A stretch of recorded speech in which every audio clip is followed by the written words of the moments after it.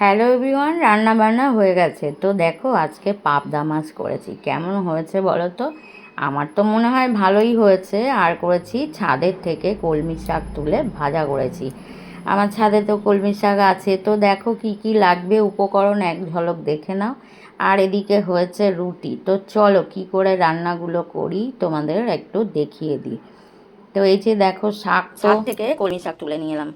আগের বারে তো খেতে পারিনি, পোকা লেগে গেছিলো। তারপরে ডগাগুলো কেটে দিতে আবার এই যে ভালো শাক হয়েছে। তো নিজের গাছের শাক তুলে খাওয়া কতটা মজা দেখো। আর এই যে ঢেঁড়স, এইগুলো একটু ছোটোই রয়েছে, আমি তুলে নিয়ে এসেছি। রোজ রোজ তো যাওয়া হয় না।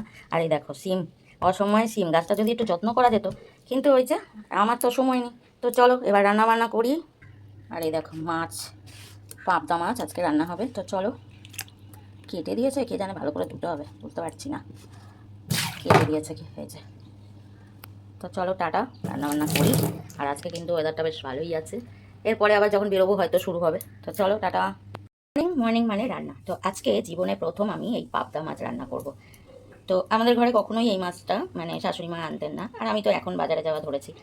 তো যাই হোক, মেয়েরা এনে খাইয়েছে, ভালো লেগেছে। তো আমি ভাবলাম এবার আমি একটু নিজে রান্নাটা করি। তো চলো, নুন হলুদ ভালো করে মাখিয়ে নিয়েছি। মেয়ের মুখে শুনেছি এই মাছটা নাকি খুব ফাটে।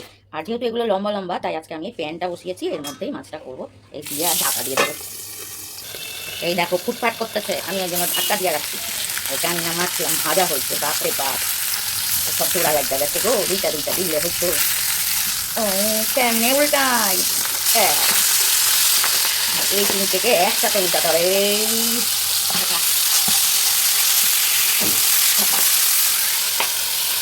তো এই দেখো অনেক কষ্টে ভেজে নিচ্ছি, তুলে নিচ্ছি মাছটা।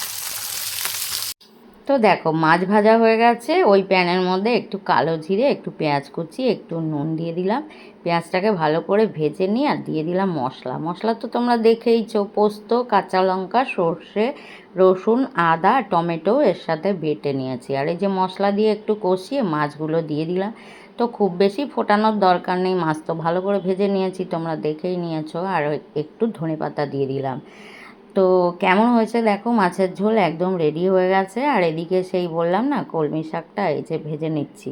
এর মধ্যে একটু নুন হলুদ আর একটু লঙ্কা আর একটু চিনি ছড়িয়ে দিয়েছি। আর এই যে রুটিও হয়ে গেল, গরম গরম ফোলা ফোলা রুটি। হাজব্যান্ড খেতেও বসে গেছে। চলো টাটা।